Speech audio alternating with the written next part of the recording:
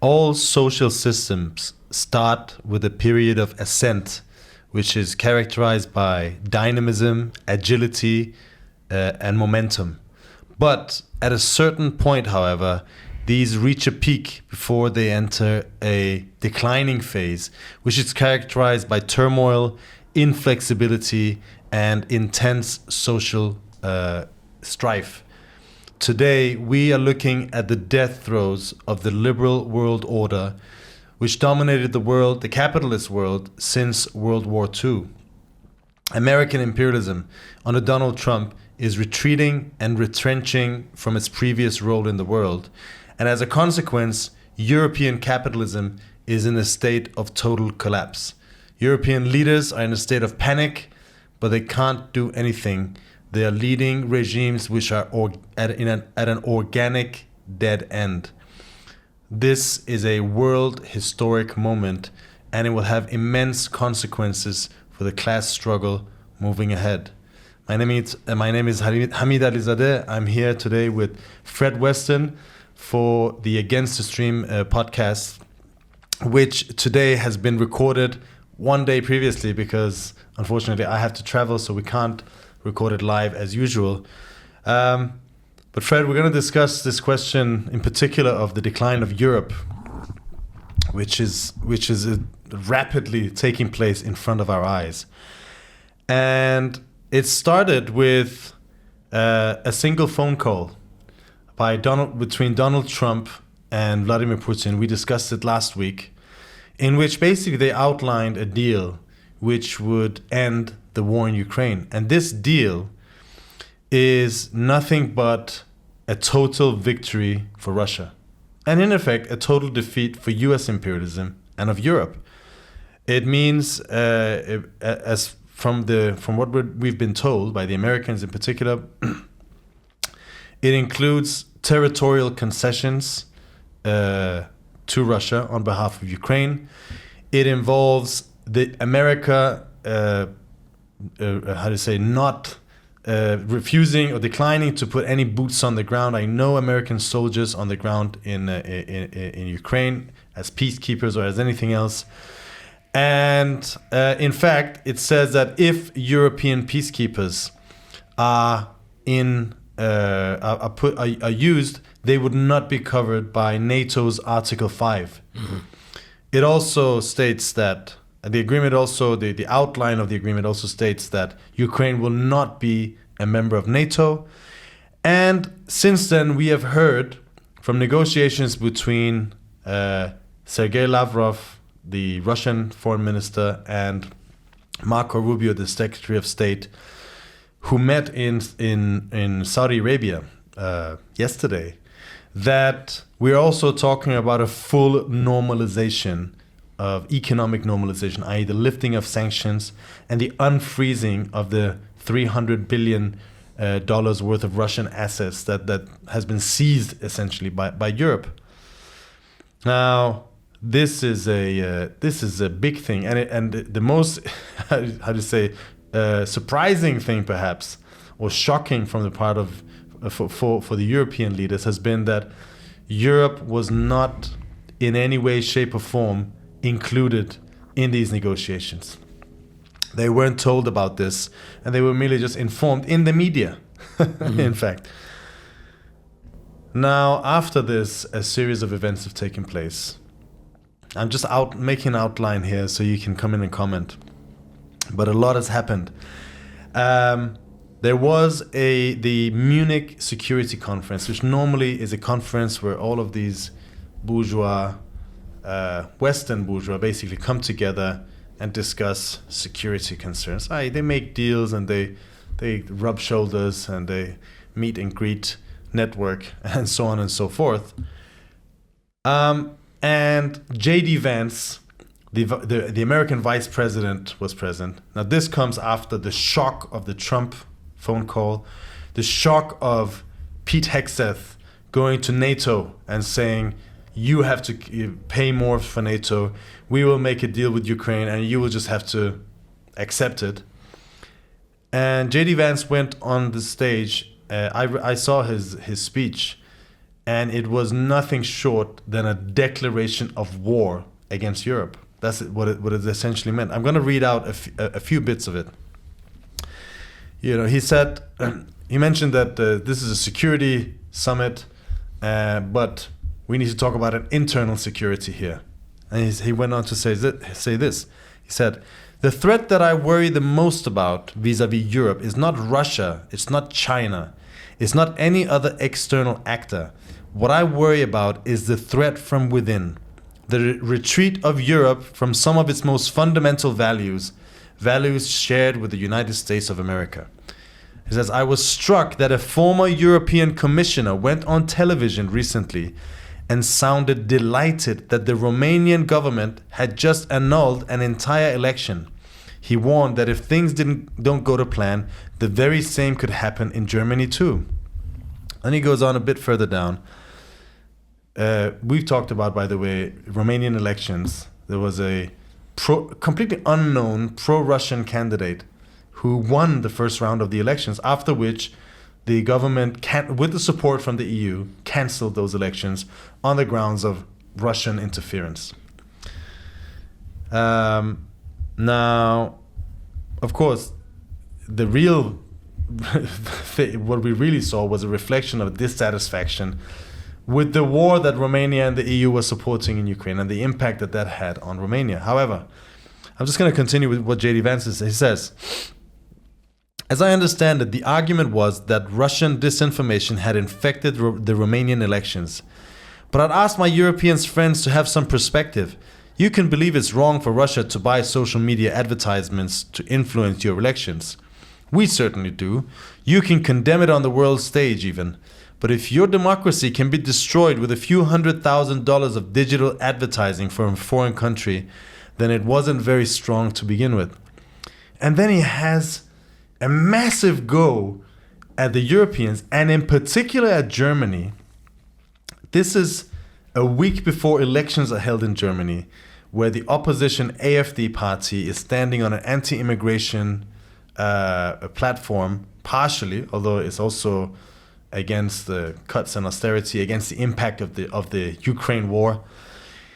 And the whole of his speech was playing into the AfD's program, essentially. It was a support for the AfD.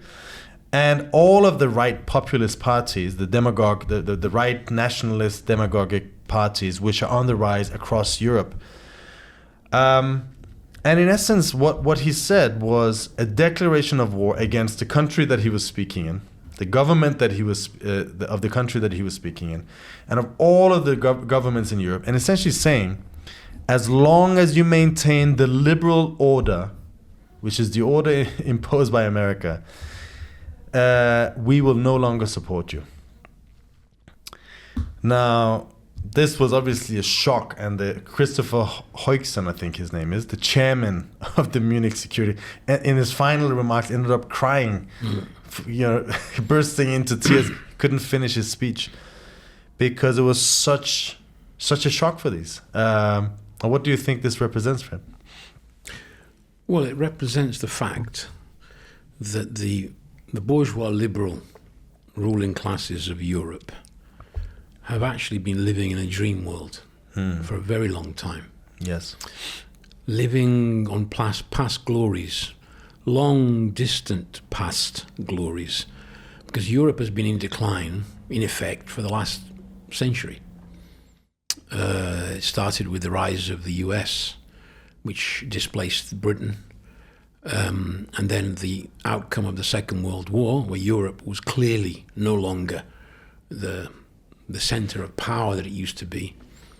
They have fallen very, very low over these years. In effect, the European Union, started out as the common market, was already in itself an admission of a weakness, i.e., German imperialism could not stand alone. French could not stand alone. Mm-hmm. Later on, the Brits tried to stay out, but then they joined. If you think about it, all of the historical imperialist powers which once dominated the world, I mean, British imperialism, they colonized half the planet. The French The Germans had their little bit, was taken away from them after the First World War, but the Belgians, the Dutch, they all had their colonies.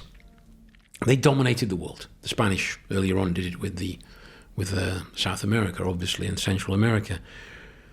What we are seeing is the final admission that the process has gone much further than they were prepared to admit.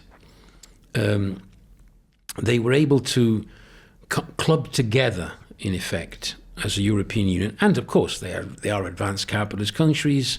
They still represent a significant part of the world economy, although very much reduced. I was looking at the latest figures. It depends on how they calculate them, but something like 16% of world GDP is what the Europeans represent, which is still a significant part, but nowhere near what it used to be. And China has risen massively, and there's a lot of things going on. I mean, the Europeans, they were depending on their defense on the Americans, nuclear capability of America, US troops, a massive presence in Germany and other countries, and they were basically counting on the fact that this would be a permanent feature.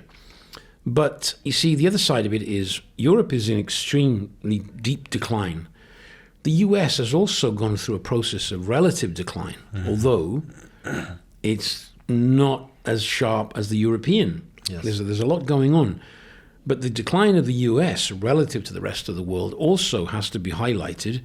And what you know, we've said it before, what Trump represents in effect is a realization that America cannot be the number one hegemon.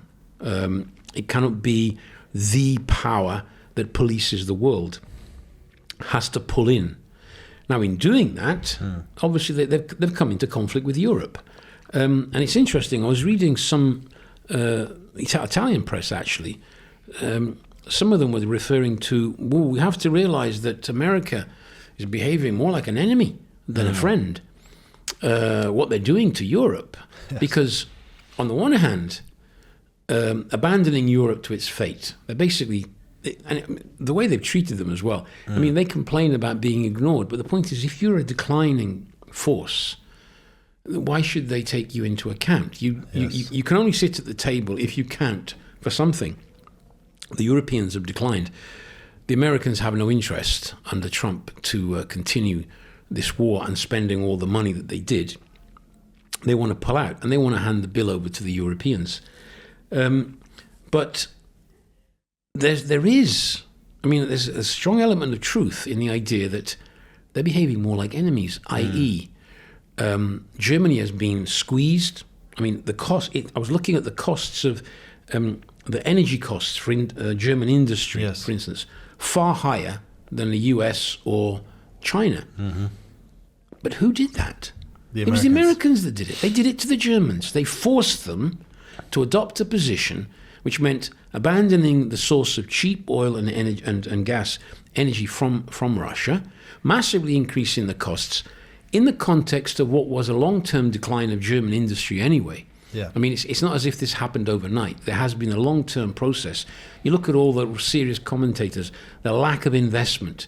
If you look at Draghi's report from last year, expressing the concern, here's a guy who used to be the governor of the European Central Bank, in effect a representative of the European bourgeois liberal class, lamenting the fact that we've fallen behind America massively, and China, of course, in terms of technological innovation, in terms of investment. One of the things they were highlighting was that although productivity has slowed in the United States, that's true, and it's part of its problems, it hasn't slowed as much as in Europe. No. In Europe, it's practically collapsed. It's stagnating totally. That means that they've been weakened. Each year means a further and further weakening of Europe. Fewer resources available because they're not investing.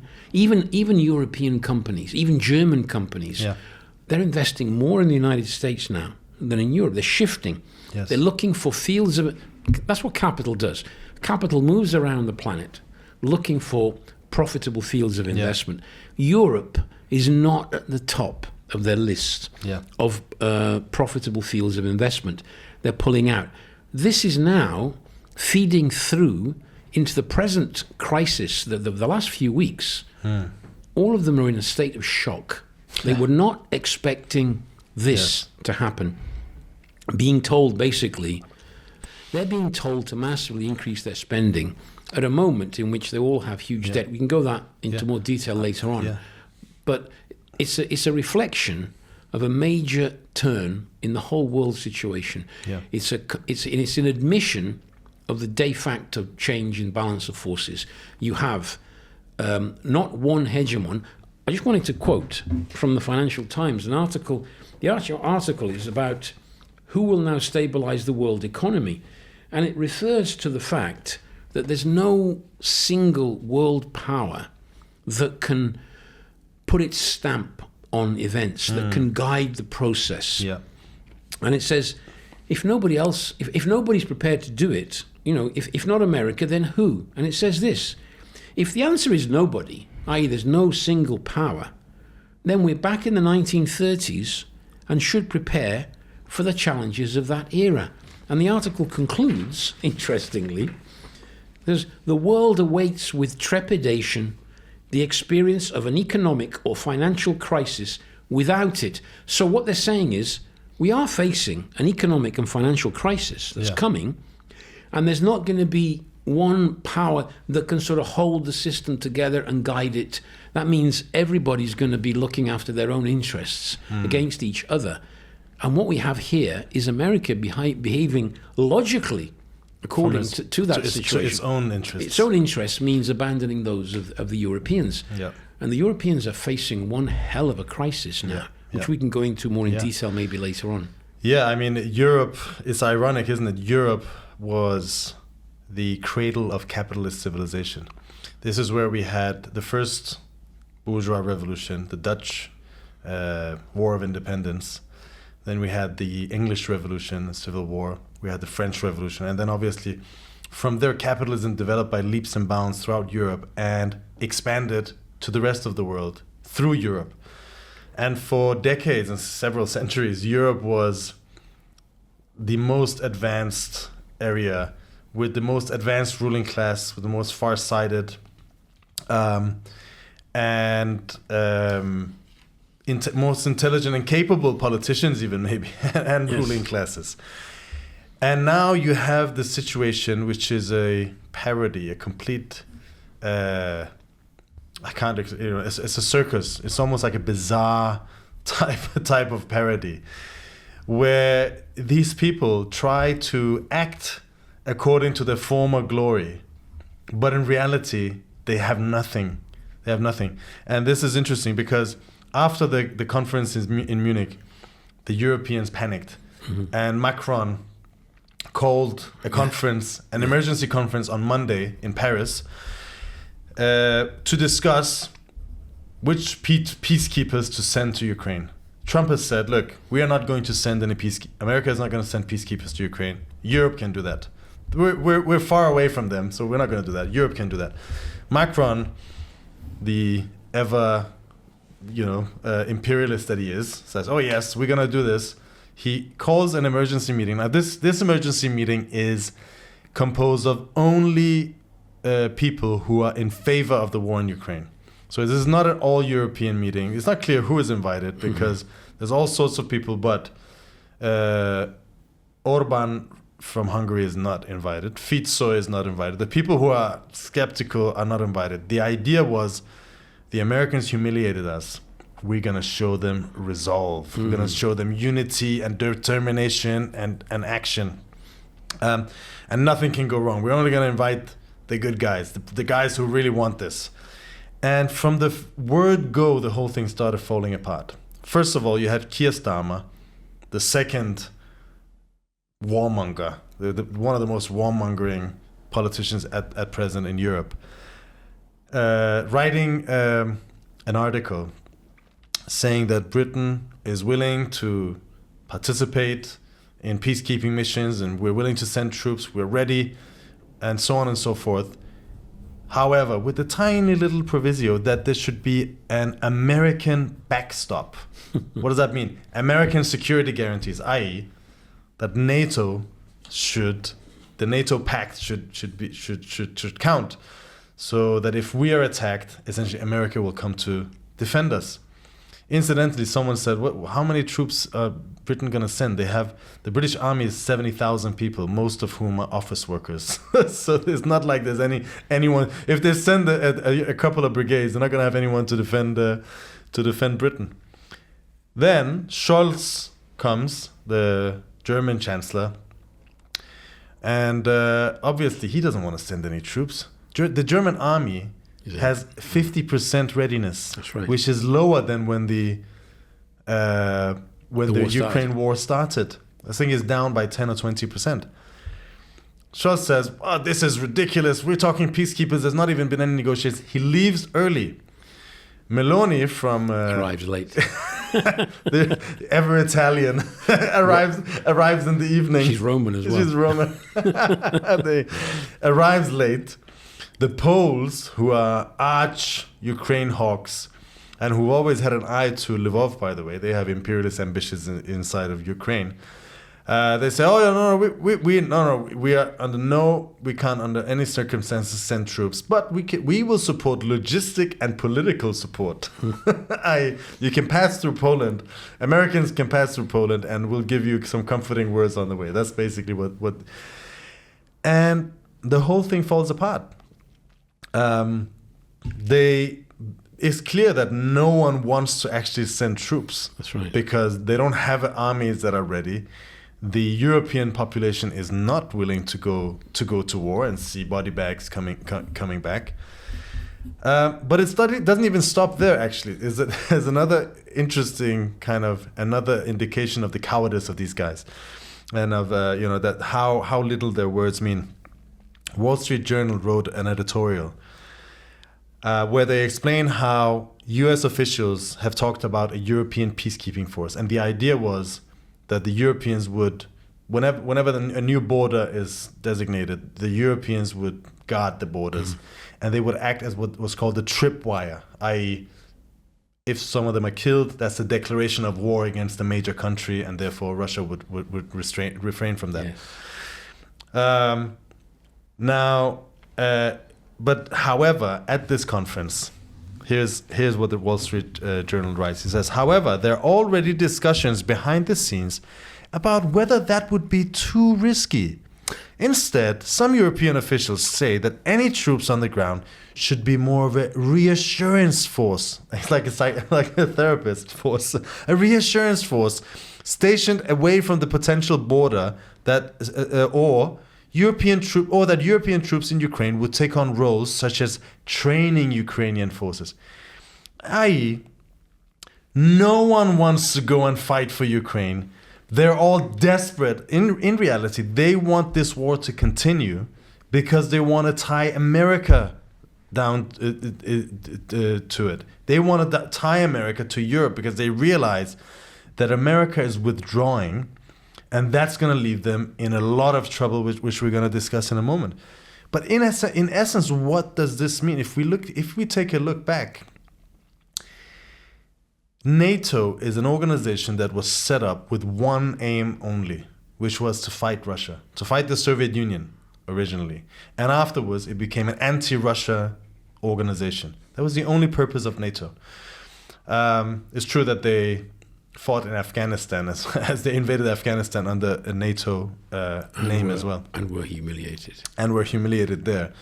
But in essence, it's an anti-Russia club. That's what it is. It's a military alliance aimed against Russia, an imperialist alliance aimed against Russia. But the one time that is supposed to stand up against Russia now, in real terms, and put action behind his words and his constitution, is falling apart. Yeah. And America is withdrawing, which means the bluff has been called.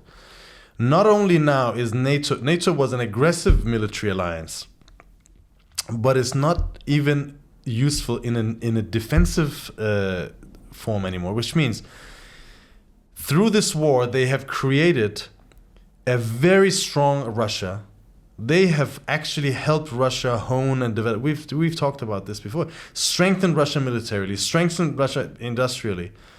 And in the meantime, America is withdrawing, leaving Europe with this extremely weak military alone. That is the end of the whole post-World War order, which was based on American superpower keeping up Europe as its deputy, and through that, the collective Western imperialism ruling the world. That's finished in a matter of a week. Well, I saw one article that referred to a Yalta II, to what's happening. Yes. In effect, what were Yalta and Potsdam after the Second World War? The big powers deciding what happened to everybody else. Yes. They divided Europe up. You had lots of countries who had no real say in their future and their destiny. They were completely at the mercy of the big powers, which were then, obviously, the United States and the Soviet Union were the two big ones. The Brits still had a role, of course, but it was the big guys deciding what happens to the rest. The irony of it is that the big guys here are Russia and US in this particular situation, and they're deciding the fate of the rest, who are weaker forces. This is the shock that's coming to the European leaders. That meeting that Macron called, it was ridiculous. I mean, he invited only a few. One commentator said he thought that by inviting just a few, they'd come out with a united position.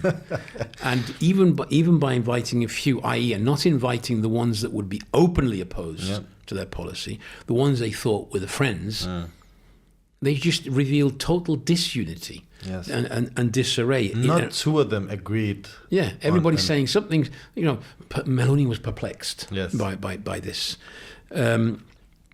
But you see, you got Zelensky saying we need a European army. We need at least 100,000 soldiers to maintain the stability, let's say, the peace. Yes. 100,000 soldiers from Europe. When you said about Britain, 75,000, of which not all of them obviously are operational. The German army is only half of it's not prepared at all. Most of the countries are in that position. Where are they going to get these forces? One, human forces, and two, finance that, maintain the position, increase the spending. And justify it in front of the working class. That's right. So they're still talking about, I mean, it's incredible. Trump has actually raised openly the idea of raising the sanctions, of removing the sanctions from Russia. Yes. We can make a deal about all this, right? Yeah. What are the Europeans saying? I mean, I think, I don't know, they really are drunk with, I don't know what. They want to seize Russia's frozen assets, and give them to the Ukraine, right? In a moment when Trump is making a deal with Putin, and that's what's going to push the final outcome of this war, which is, it's going to, I mean, obviously the fighting will continue and people still will be obviously tragically killed and a lot of destruction will continue. But the actual war itself is de facto is coming to an end. Yes. With a deal which shows what's going to happen. No NATO, all the stuff that you've listed in Ukraine, having to give up territory, all the rest of it, and the Europeans will be revealed in all their weaknesses.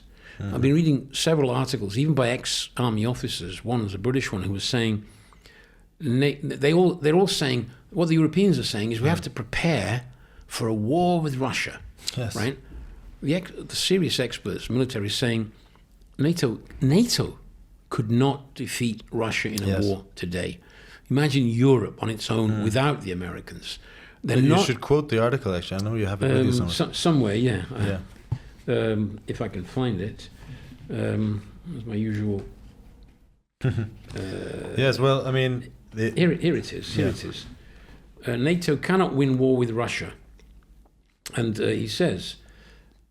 Just a little bit of... Some of what he says, it's from January, the article. He says... He compares Russia, for instance. Unlike Russia, NATO nations' forces are a heterogeneous bunch. They have different levels of technological advancement and trained effectiveness. Listen to this. Our forces, NATO forces, are trained according to a pre-drone maneuver doctrine. Yes. And have no real-world experience of modern peer-to-peer attritional warfighting, whereas the Russian army has close to 3 years' experience now and is unarguably the world's most battle-hardened. So you have a professional, battle-hardened army of Russia that's now trained in drone warfare, which has changed completely the way two armies face each other on the front. NATO is still way behind, even in its training methods and its technique. These are the conclusions that serious analysts are coming to. And even when it comes to the military spending, the problem with the Europeans, of course, is that they depend on US technology for the military. I mean, in fact, Macron was out saying that Europe needs to build its own defense industry and become less reliant on America, to which the Americans replied, that's not going to go. You have to buy our material. And they are so integrated that American weapons arms companies can dictate that, because they can switch off European military equipment like that, and the Europeans wouldn't have a replacement. Well, the fact that you have Musk that provides the Italian government Starlink with the technology, and they can't say no because they don't have that technology. That's the situation the Europeans are in, and this underlines even further their decline on a global scale. It's forcing them to. Well, I don't know if the present bourgeois leaders are capable of actually thinking through and realizing what the real situation is. But history shows that sooner or later, reality does hit you on the head and forces you. If you're not able to think, you're going to be replaced by others who are capable of thinking. Yeah. It's interesting because Europe didn't want to go into this war. They were dragged by the Americans. By Biden. By Biden. And that wing. Exactly. And it's cost them dearly in terms of economic decline, and we'll get to that. But the point is, as we said before, now the unintentional consequence of this war has been a massively strengthened Russia militarily, economically strengthened Russia, and politically strengthened Russia. We've seen pro-Russian or Russia-friendly groups gaining inside of Europe as a consequence of the war, as a direct consequence of the war. And that quote that from Trump, he was on the video saying it. He said, "You should have accepted this deal at the beginning. You wouldn't be facing what you are now." Oh yes, because Zelensky was complaining that he wasn't invited to the negotiations. He wasn't informed of it. And then Trump says this. I have the quote right here. He says, "I'm very disappointed. I hear that they're upset about not having a seat at the talks." But then he said, this is a report. He says, but he said that it was even a half-baked negotiator could have secured a settlement years ago without the loss of much land. And there's today. I heard. We weren't invited. Well, you've been there for 3 years. That's you should have never started. You could have made a deal. And then he continued. This is on Zelensky. They want to have a seat at the table, but you could say, wouldn't the people of Ukraine have a say? It's been a long time since we had an election. That's not a Russian thing. That's something coming from me, from other countries. We have a situation where we haven't had elections in Ukraine, where we have essentially martial law in Ukraine, where the leader in Ukraine, I had to say it, but he's down at 4% approval rating, and where a country has been blown to smithereens. Most of the cities are laying on their sides. The buildings are collapsed. It looks like a massive demolition site. I don't know about I don't think the facts that the polls that he's giving is true, but he's basically saying, why should we discuss with you? Why should we negotiate with you? You've had 3 years to negotiate, and you rejected every instance of it. And furthermore, it's true that Zelensky he's postponed the elections for more than a year, for almost a year now. And his popularity has been on the decline.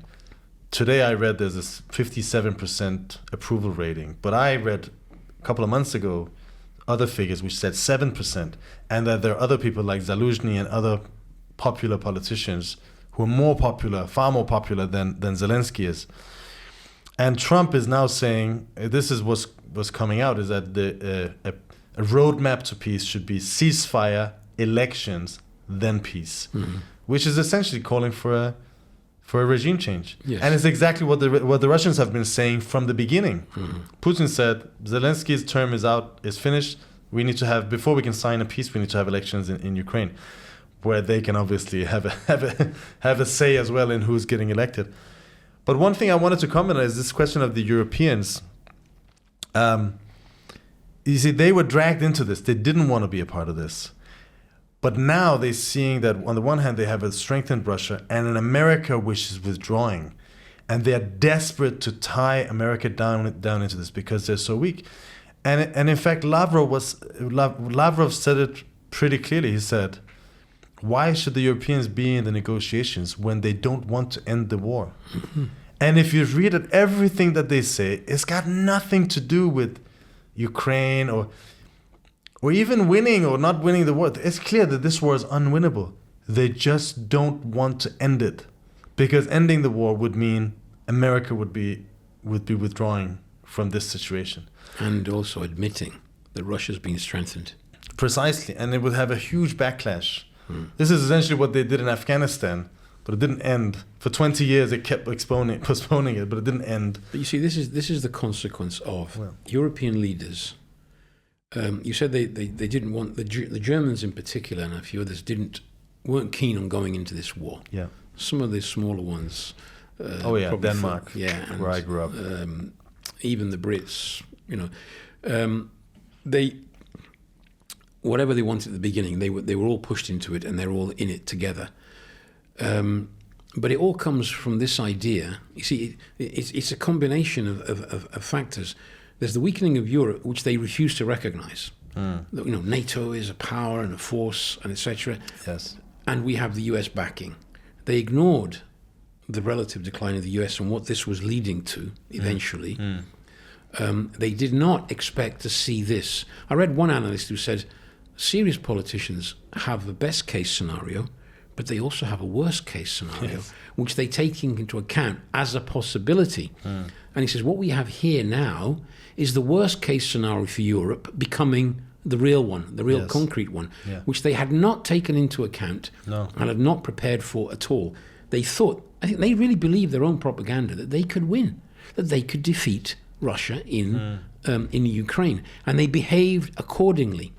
Now, when it's becoming clear that is not going to happen, there's not going to be that victory, they're still behaving as if they're refusing to admit even the latest developments when they're staring them in the face.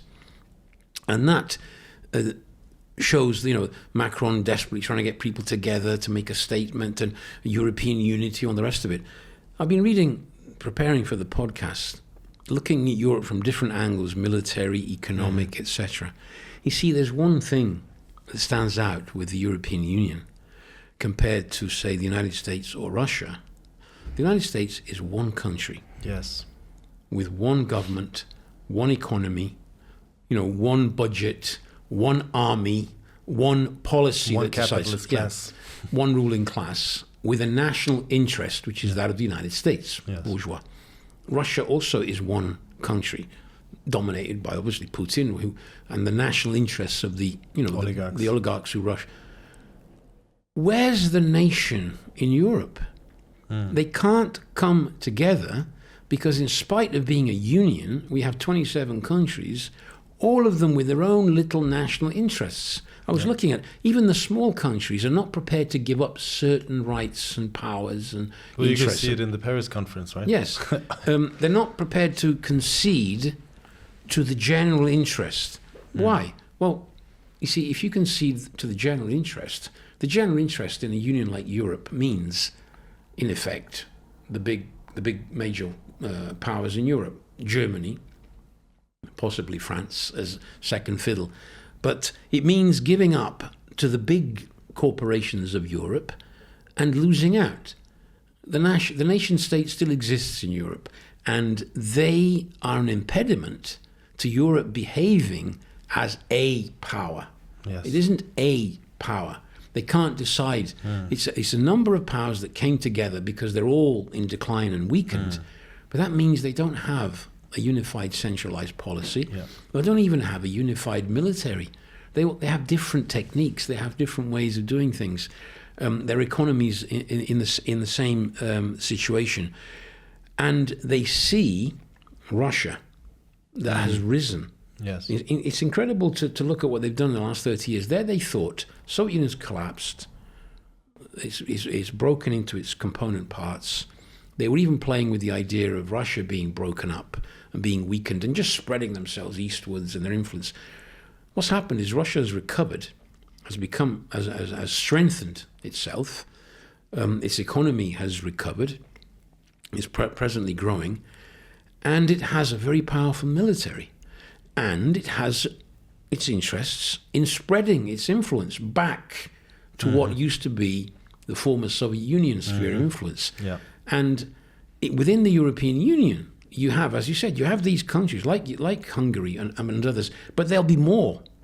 The political swings that are taking place in Europe can bring to power in one country after another governments which will be more sympathetic to Russia. Yes. So Russia will be this powerful military that will have de facto won. They've taken a big chunk of Ukraine. They've stopped NATO spreading, which is the first time, in effect, you could say that. Yes. Because before all these different countries joining, they will have put a stop to that. They'll have spread their influence. They've strengthened their position. And the Europeans, they feel threatened because they are. I mean, we're not threatened with occupation or a war. There's an exaggeration there, which is aimed at, I don't know, frightening the people of Europe into accepting greater military spending and all the rest of it. But they are staring in the face a big power right next door. The biggest nuclear power on the planet. Exactly.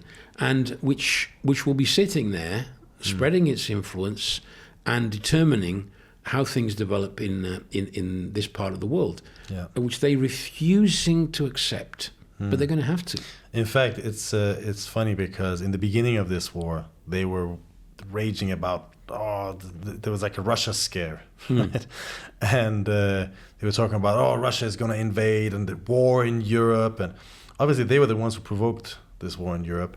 And back then, that was pure scaremongering. But the situation they've created now is, as you say, is a powerful military power with a united and strengthened ruling class, essentially, right next door to a fragmented Europe, fragmented continent, which is in infighting and pulling in all sorts of directions, which actually is going to make it true. As you say, it doesn't mean that Russia is going to invade parts of Europe. But when you have that kind of military might, you can say certain things, you can ask for certain things that you couldn't otherwise, which means you can ask for economic, political concessions, and their influence will grow. Well, there's that discussion that took place between Trump and Putin, and the negotiations that have started. They're talking about Putin being prepared if the Americans obviously lift the sanctions. Yeah. If Russia's brought back into the international community as in their language, Putin's prepared to help out with oil and gas, and that's part of his spreading his influence. I can provide this, and you can see that he knows Europe needs this. Yes. Germany needs. I mean, if you look at the cost of it, as I said earlier on, the cost of energy the energy costs for German industry, they would be relieved if you had Russian gas and oil coming back in larger quantities than they have now. That also makes Putin a strong player in the world situation, because not only is he strengthened militarily, but his economy plays a role in the world economy. Yeah. This is the scenario we're looking at.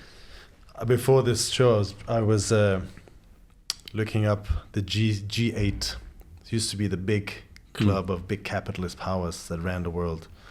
It started as a G6. It was America, Britain, France, Germany, and I can't remember. Italy, maybe. Italy was one of the G7. Then they added Canada, and then they added Russia as well. This was kind of the club of the big boys running the world. And then they added the 5 countries. I think it was China, India, Brazil, maybe. So they kind of extended it because those they did the G20, you remember? And then yes, but out of that original G7 club, everyone except the US is in a state of total decline. And what you really have now is the 2 big powers. There are 3 major powers in the world. There's America, and there's China, and then on 3rd place in a military sense, at least, is Russia. And we see the outlines of those G3 in a way, but Trump and Putin discussing, making a plan, and then the rest having to fall in line. Mm-hmm. Now, what does it mean for Russia? Sorry, for Europe, is a situation where, on the one hand, it's going to be threatened militarily by Russia, and which is also going to lead to economic influence, obviously. Trump is waging a tariff war, has announced that he wants to wage a tariff war on Europe, to deplete it, to kind of rip up its industries and move it to the US. China is penetrating the European market with cheap goods, electric cars and whatnot. All the stuff that used to go the other way around is now coming back as China is and Europe itself is being ripped apart by these forces. And then you have a situation where one country after another enters a total political paralysis. In France, Macron does not have a majority anymore. There's a sort of a technocratic government. One of the governments fell. Several governments. The Barnier government. So the Barnier was the shortest lived government, I think, in modern times. They barely passed the budget. And essentially, Macron is a lame duck kind of president. Germany, the same. The German coalition collapsed. Both of these, by the way, related to the budget that they can't pass. That's right. Because it would either be they would have to seriously attack the working class, which nobody wants to do because it means a political suicide. And then you have also in Austria, there's a political paralysis. They can't form a government. In Britain, we'll get back to that, but Reform is now polling as the largest party, and then followed by Labour and the Tories. You have, at the same time, a process of deindustrialization, accelerated by the Ukraine war. We talked about this, the deindustrialization in Germany, in France, in Britain. Huge budget deficits across the board. I think you had some of the figures. I can give them in a minute. 6% last year in France alone, which puts an enormous weight on the budgets, which then the capitalist demand must be passed on to the working class, but the politicians are afraid of doing this. And it's a as you say, it's a continent in total crisis, and the main things restricting it is one, private ownership of the means of production, which is why there hasn't been, you talked about lack of investment, underinvestment in Germany, for example. Why is there underinvestment in Germany? Because it's a lot easier for the car industry to just build up a huge barriers and build up a state that can protect itself, to stretch out and to just milk the investment that it did 50 years ago, than to make risky new investments in research and development, which would be costly, which would be difficult, and not necessarily, be risky in terms of how much return they have. There's just no incentive in investing, and there's not the same capital market as you have in the US, i.e., big deep pockets of the national bourgeoisie, which acts as one national bourgeoisie. They're all competing against one another. The French have a little pocket, and then the Germans have a little bit bigger pocket, and the Brits have a little bit smaller pockets, and each of those are constantly eyeing each other like in a Western, looking at each other. Who's going to go first? You send your troops. No, you send your troops. And at every turn of events, whether it's on the question of the debt crisis, which we saw a few years ago, military, as we see now, investments. This is the Draghi report that you talk about. He talks about 800 billion euros worth of investments. 2% every year is needed to invest in new technologies and so on. Who wants to do that? They don't want to do that. It's easier to sit back and just live off the interest. Well, you see, this reminds me of something. A few years ago, I was in the United States, and we were talking about Hillary Clinton's program. And she was talking about the role of America globally. She was the Democrats, like Biden, they're still the power on the world scale. And we got to reconquer that position. And I remember saying, the only way they can do that is at the expense of their own working class. This is happening now to Europe. And in fact, indirectly, it explains Trump, who's realized, says, well, there's only so far you can squeeze your own working class without a backlash, without the working class reacting and moving against you.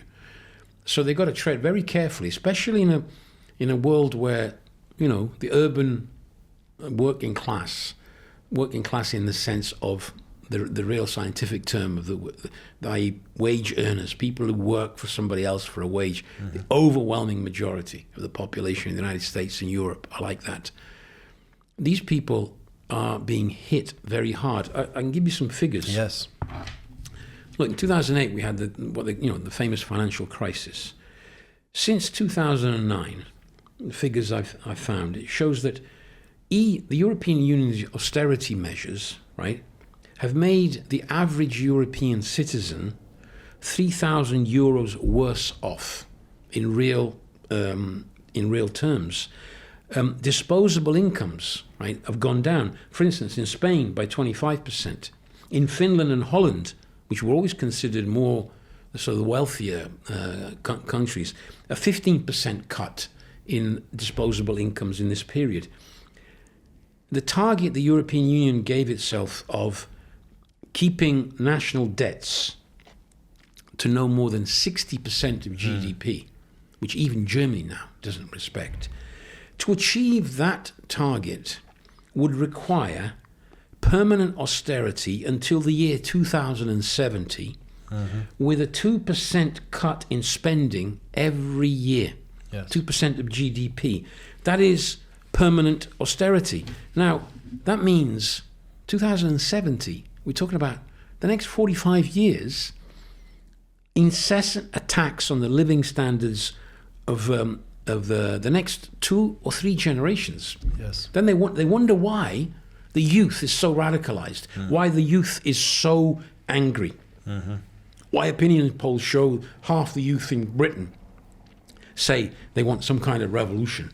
Why is that? They have no future. This system offers them nothing. How can you have political stability in a situation like this?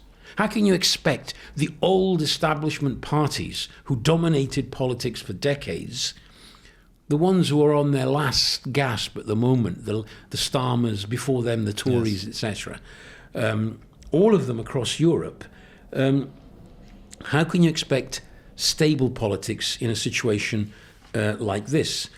And on the other side of this... And now they have to militarize. That's the point. Look, just when you have this report, we've got to cut 2% spending in order to get the debt down. I can give the figures on the debt in a minute. But there, you go back to December, when Trump was already hinting at what he wanted from the Europeans, i.e. this massive increase in defense spending. He says, this is a headline from the Financial Times in December, Trump's NATO threat spurs European race to launch 500 billion euro defense fund. I'm not going to go into the details of it, but it would be a European fund, basically, to massively increase debt even further in a situation where debt is already unsustainable. They're saying they need to bring military spending to 5% That's of right, GDP. 5%. But that means, here's another article from Financial Times, how will the UK pay for higher defence spending? I'm not going to go into the article, but basically, cuts in other departments, that means cuts in education, cuts in healthcare, cuts in all other sectors. Huge cuts. And 7% is a lot.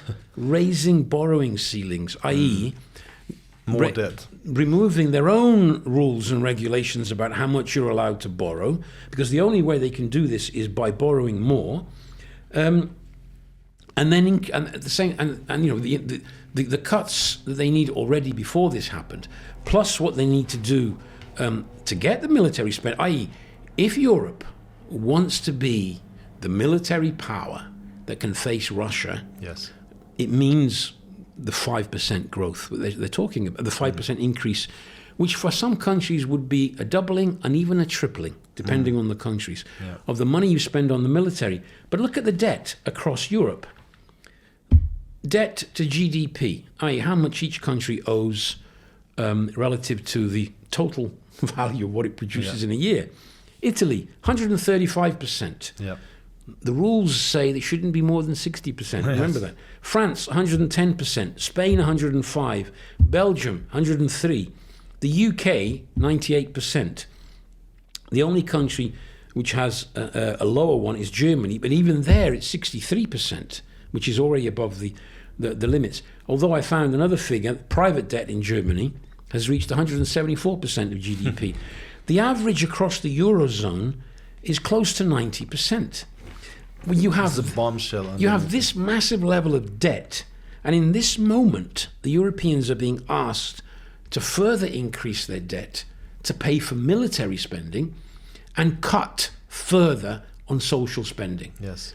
That is what they're being asked to do. And I just want to give you two examples of what that means concretely for working class people, or all people actually. As far as I know, everybody drinks water. Yes. We're made of it, and we need it. The British listeners obviously will know more about this, but Thames Water is a water company in Britain which provides water to close to a quarter of the population. It's in a state of absolute collapse, right? Going further back, why was this company, which used to be government-owned and was a water board, not a private company, why was it privatized? Because the capitalists were looking for sources of investment that could provide quick and easy profits. How do you do that? Well, the government without actually the government sells off the jewels, and gives these companies cheap to private owners, who then proceed to milk it for the profits. Don't invest in infrastructure. In fact, it's in a state of collapse. They're literally pumping sewage into the rivers. We have the dirtiest rivers in Britain for decades because they just keep pumping this into the rivers. But look at what they did. This company, its main concern was paying dividends to its investors. They actually borrowed money to pay high dividends to the investors, not borrowing money to improve the infrastructure. The latest news, that's why this is actually the headline from today, is they've been allowed to borrow a further 3 billion just to get them through this year. So basically, they're telling people they can borrow more money.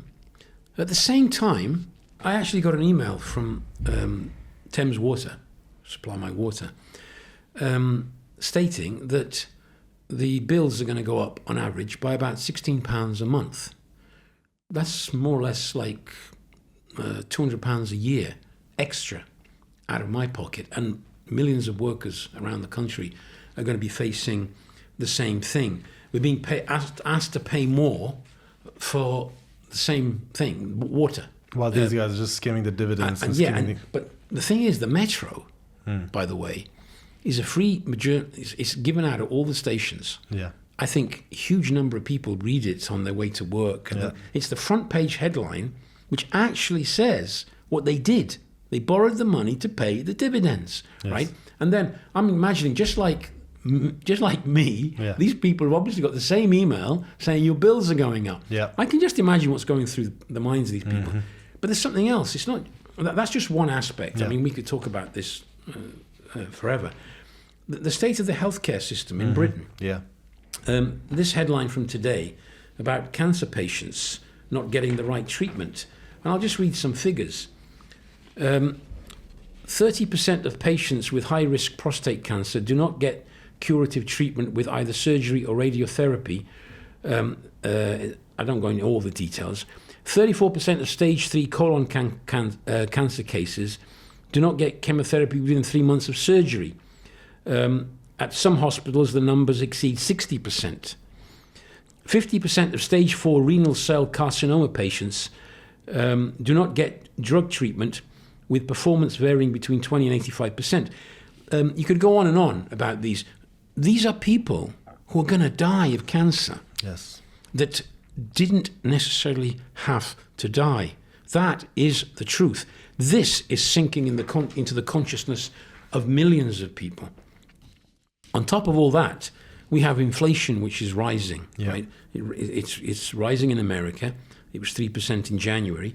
The latest figures for Britain are rises up to 3% in January of this year, like in America. Mm-hmm.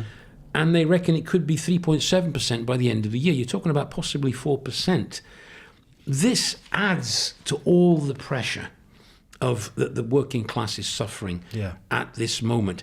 And it's in this moment, that's the point, on top of all this pressure, which has been piling on, especially since the 2008 financial crisis. Yes.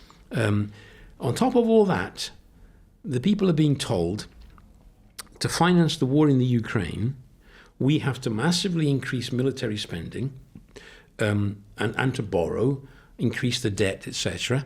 But in order to do that, we have to cut other sectors. Yeah, even more than we have. Services, healthcare, education, etc. Yeah, that is an explosive mix, right? Which is going to produce a much more radical and it is producing it. It's not going to produce. Yeah.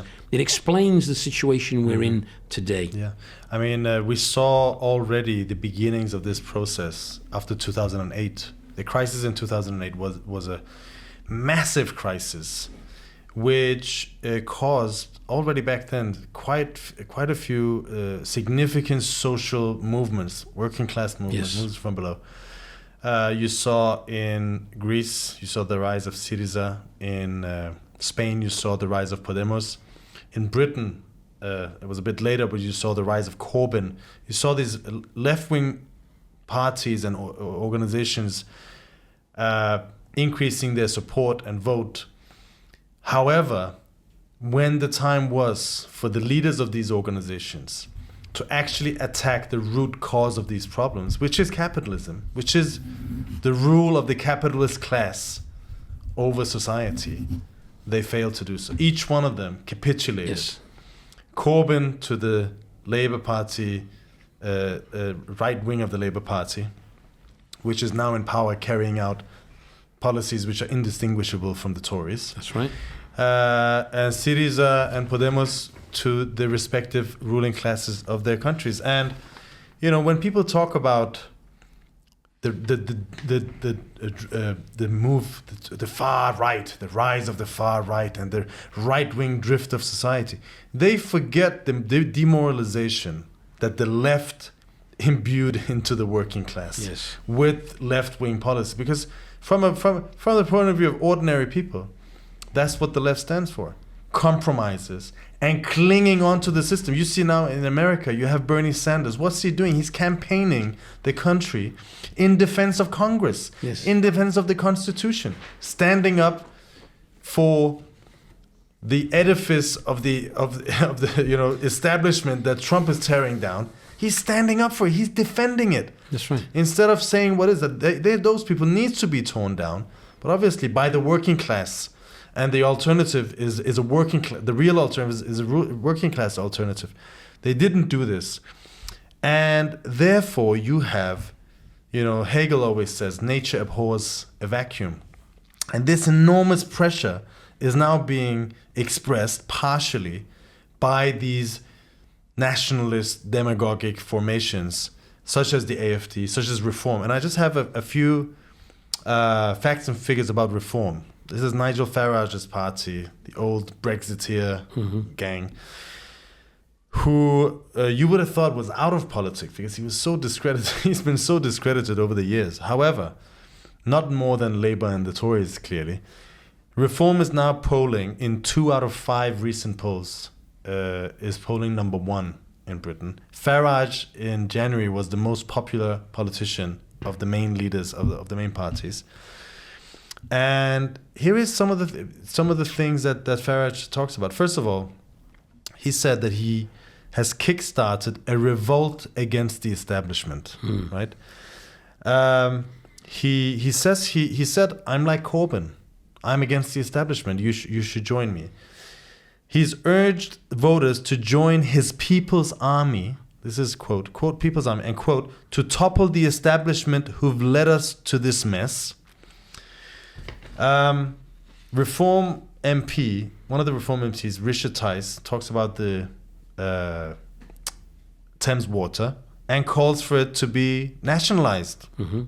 He says, is completely untenable that the city financiers are able to rip off consumers even more with high interest loans and millions in fees. Then he says, only Reform UK is now the party of the working class, who will stop mass immigration, who will scrap net zero, and who will solve the cost of living crisis.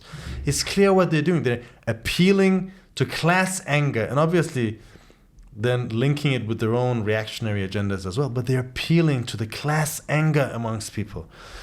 Their manifesto calls for a 50% nationalization of all utilities, i.e. electricity, water, gas, all of these things.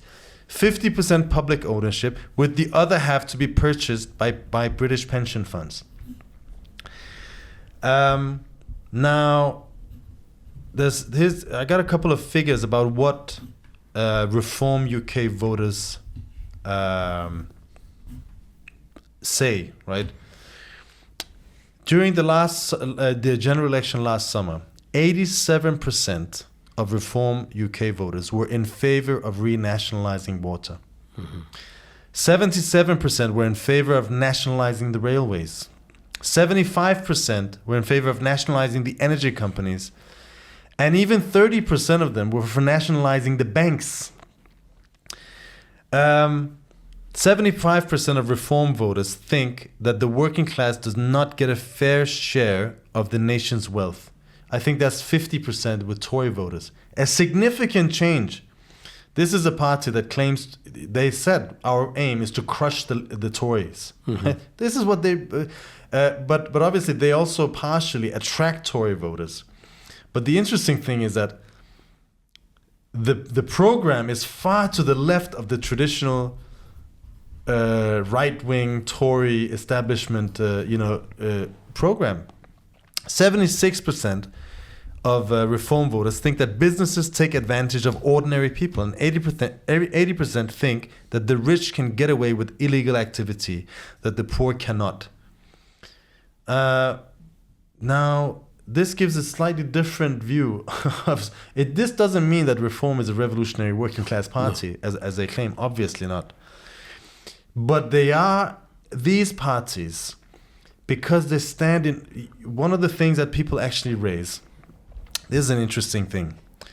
The top reason why people say they vote for Reform, 20% of the voters say as the main reason is that they are not Labour or the Conservatives. They're against the establishment. They're against all of the establishment parties. Then they mention immigration. But then they say they are different. They have a new approach. They represent change. They're honest, trustworthy, and all the other things that we talked about. In their program, they have, although they don't actually want nationalization. They don't actually want left-wing policies. But the way they formulate themselves is actually a way of implying that they want nationalizations. They want to hit back against the rich.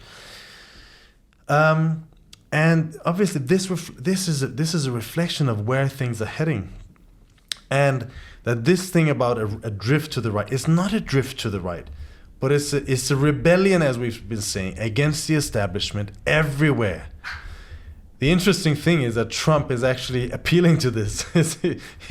Why is that? It's because he sees the liberal establishment as his enemies, not just the ones in the US, but also the little brothers and cousins in Europe. And obviously, it's clear that in every country they're moving towards power. In Germany, the AfD is probably going to come second, which means they're going to be a coalition. They can't form a single party government. There's going to be a coalition, probably in highest probability, of other parties, excluding the AfD, which will only do what? Which will only play into the hands of the AfD, which will actually strengthen the AfD. In France, it's clear that Le Pen is on a course to assume power.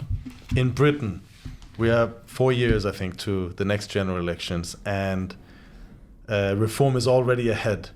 Labour has plenty of time to discredit itself even more completely in this period. But obviously, they're not going to solve the situation. In fact, with the fragmentation of Europe economically, militarily, diplomatically, you're going to see, mutual recriminations taking place. Everyone trying to defend their pie, a slice of the pie. Economically, we're going to see, because of the reasons that you mentioned, along with a general long-term decline of Europe, mass unemployment for the first time in generations. It's rising in Germany. You're going to see mass unemployment, hundreds of thousands, millions of people unemployed, and on the basis of that, massive class struggle, and a political system in total disarray and turmoil, and as a result, massive class struggle. And yes, it's correct that at this moment in time, that's mainly benefiting these right-wing demagogic. They think they found a solution, but the problem is this: they can't actually solve the problems of the working class. They can't. They can't solve the contradictions of capitalism. To the contrary, their policy of America first and Britain first and Germany first is going to disrupt the economy even further. It's going to drag down the world economy even further down. It's going to increase the problems, in fact. Right. And therefore, one after another, they will go into a crisis as well. But that, in turn, will prepare its way for even sharper swing to the left. Yes.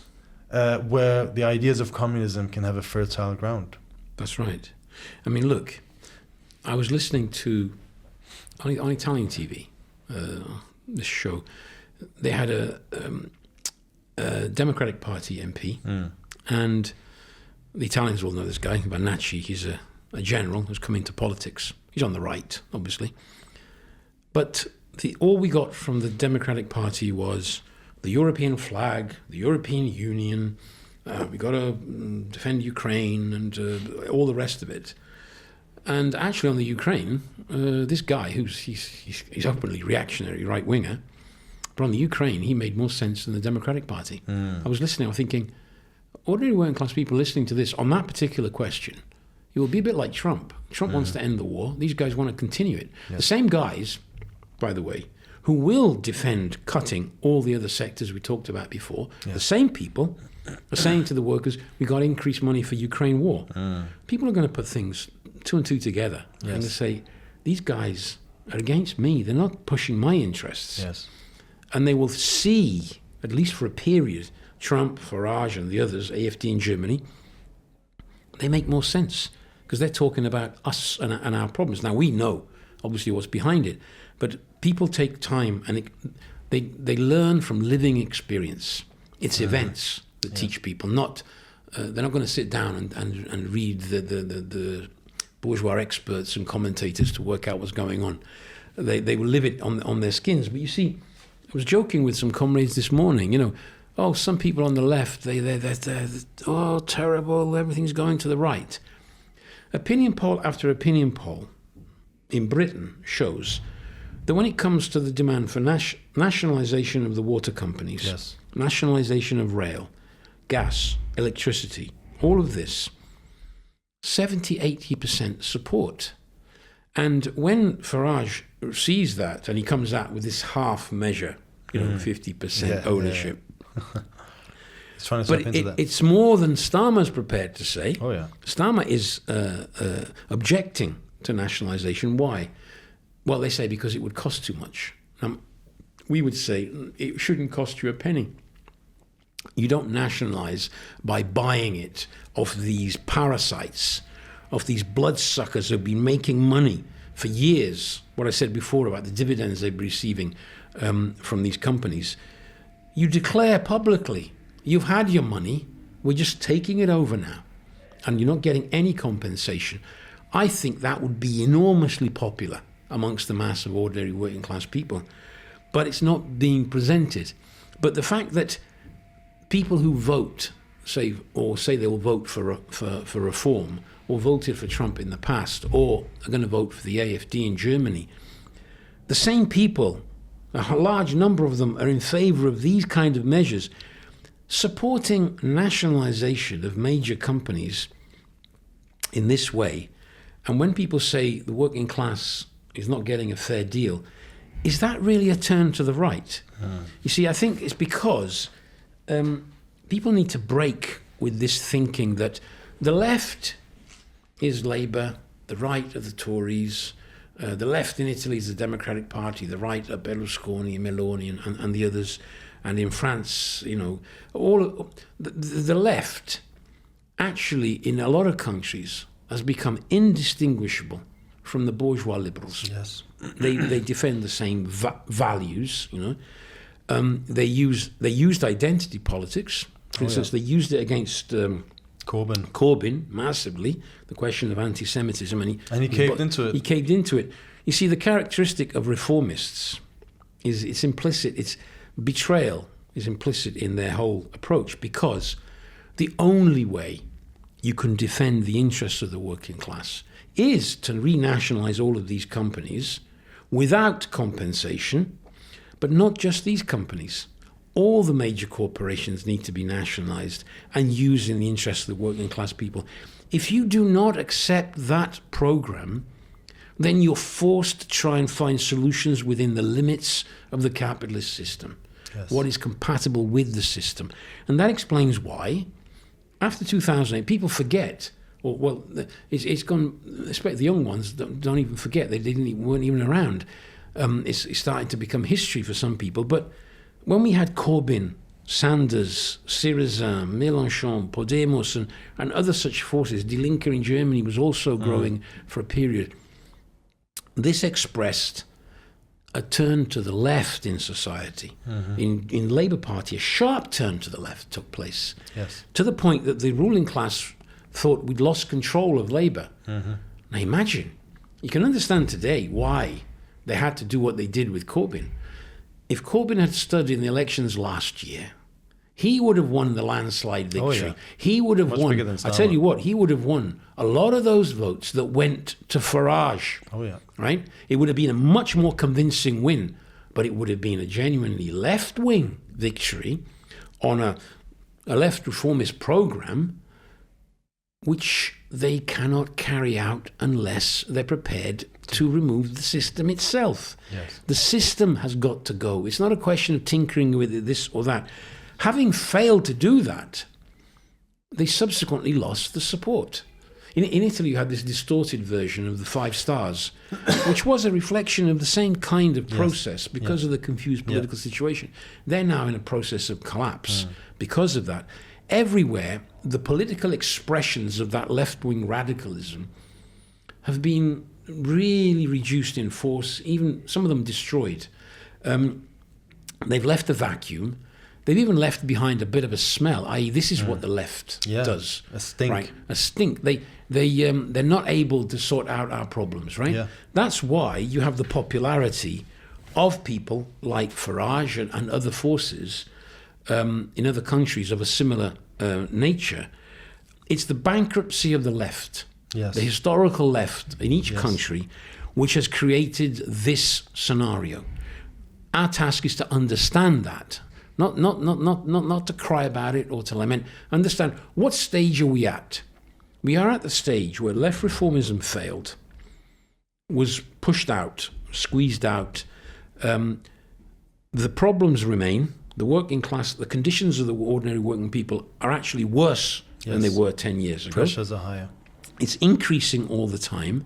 The bourgeois liberals embody this idea of we are the progressive Democrats and the liberals, liberal values they talk about. and they decry the people like Trump and Farage. They ignore what it actually represents. A huge layer of the working class, the figures you were giving, right? Clearly, there are really reactionary right-wing elements voting for Farage. But the fact that he's getting a significant working class vote. Yes. I was thinking, in the old days, you talk about the working class Tories, right? Well, you see, you can be a working class Tory and you can believe that the Tories are doing good for you as long as the system, the capitalist system, can give you those concessions. Yes. Once the system enters a period where it can no longer give that, those working class voters, which in normal times of stability and progress can have quite a conservative outlook in their politics, will suddenly be radicalized by the situation. And what they're looking for is extreme answers. Yes. Trotsky pointed this out in his right. It's a text I think everybody should read. With a France, he analyzes all the different elements. When he says, the left reformists, they're always looking to their right to make deals to not lose their connection with the right wing reformists. Yeah. The right wing reformists are looking to the liberals. Yeah. The liberals are looking to their right. To the big Everybody's looking to their right instead of looking in the other direction. And the fact that the middle class vote can suddenly radicalize and shift in this manner shows they will not be won over by the moderate centre liberal ground. They can be won over by two sides of the political spectrum. Yes. The right-wing populists, which is what is happening now, or a much more radical left, a revolutionary left prepared to go all the way. At the moment, the swing is in that direction. But people learn from experience. Yeah. The promises these people are making cannot be maintained. They will be exposed. It will take a bit of time, maybe a few years even. They will be exposed in the eyes of the masses, and that prepares the ground for an even sharper turn to the left at a later stage. In the meantime, already amongst the youth, that shift to the left is present within a layer, a significant layer, a significantly large layer. Yep. And it's possible to connect with that layer, explain to them the need for a revolutionary overthrow of this system, win them over, but also explain to them the limits of all this so-called progressive talk of the official left, which in effect is liberalism. Explain to them why a section of the working class is looking in the other direction, but explain to them the perspective. Yes. And if with this, the present day radicalized layer of youth and workers, you form a political force which will prepare for the future developments, you can become a point of reference for those millions who today are looking in the other direction. I don't know if I could just give you one little example. It's an anecdotal one. I was selling the paper, our paper, on the tube station the other day. And this guy was looking at me from a distance, and he came up to me. He said, communism. He says, you're communists. He says, can I ask you a question? He said, why doesn't it work? Right? So I thought, okay, we got one here. I thought, provocateur, one is I don't want to go into the details of it, but we got talking. I thought, where do I start with this guy? I started talking about the NHS. He nodded on everything I said. Yeah. You're right. We talked about all the other questions. I talked about this water bill thing and the water thing. And I said to him, who voted in favour of the water bills being put up? Who voted in favour of defunding the NHS? Where's the democracy? And he said, well, how would it work under communism? I said, communism is the working class deciding democratically what is done with the wealth that it produces. You know what he did in the end? He bought a copy of the paper. There you go. And he said, hey, it sounds good, this communism thing. And I thought, there is, but you can... And he came across as the typical, person in the middle looking the other way. Oh, yeah. I'm thinking, if you have a bit of patience and explain some basic ideas, even that layer can be... At least you can get them to listen to you. And in a couple of years, more than just listen. That's right. You could join. Yes, exactly. And just to kind of connect all the threads, I think this question of the left reformists and reformism in general, the basis of reformism was the post-war period. That's right. You had a situation where Europe coming out of World War II, experienced a massive economic upswing and a historical exception. We don't have time to go into it now, but there was a real economic upswing, which was supported by American imperialism, who saw the Soviet Union as a massive competitor and realized that in order to stop the Soviets, stop the idea of communism from spreading, essentially. Not that the Soviets had their problems, but they were seen to the whole of the world working class looked towards them after World War II. In order to stop that, they poured in these billions of dollars, the Marshall Aid and all sorts of other programs, to basically prop up America. Prop up US. Europe. This is going to be... it's late in the day, we can hear that. To prop up Europe, stationed troops on the continent, diplomatically penetrated every single country, tied them together, in effect, secured the unity of Europe, secured that Europe did not have to spend that much money on defense, on military, secured that they economically forged one unit along with America, which meant that there could be economic development.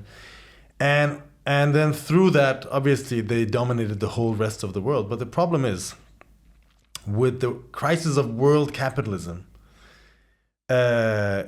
you see that's reflected more than any place at the heart of world capitalism within the US.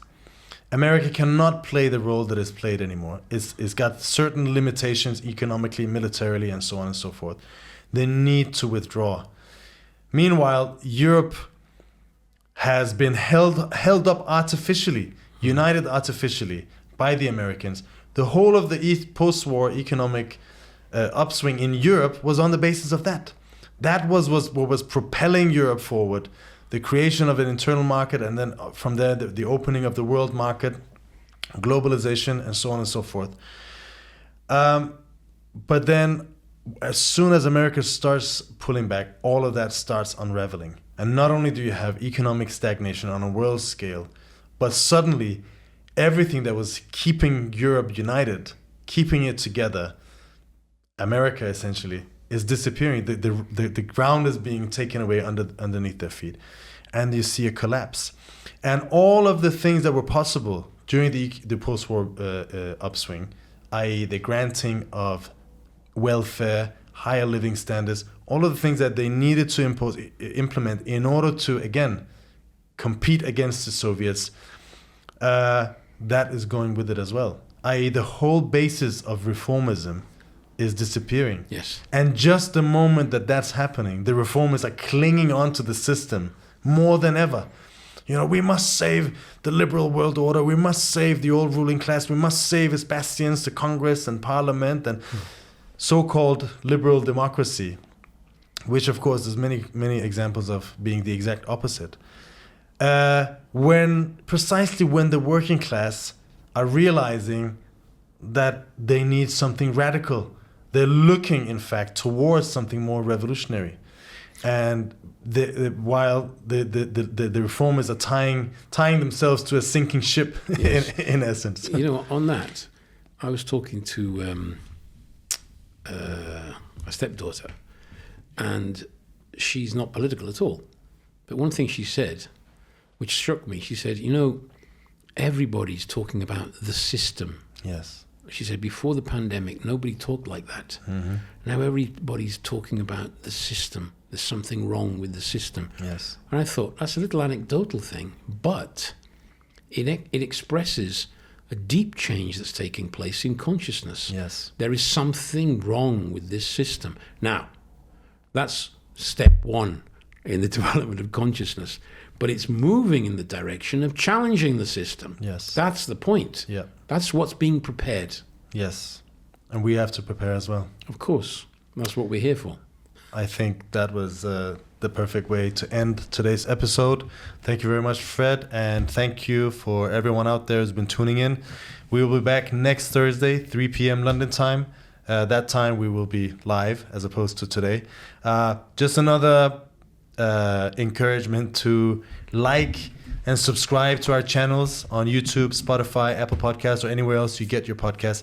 It really, really helps us get get the podcast out there, and helps us with the algorithms that these companies have. And I think I'll end it with those words. Thank you very much. See you next week.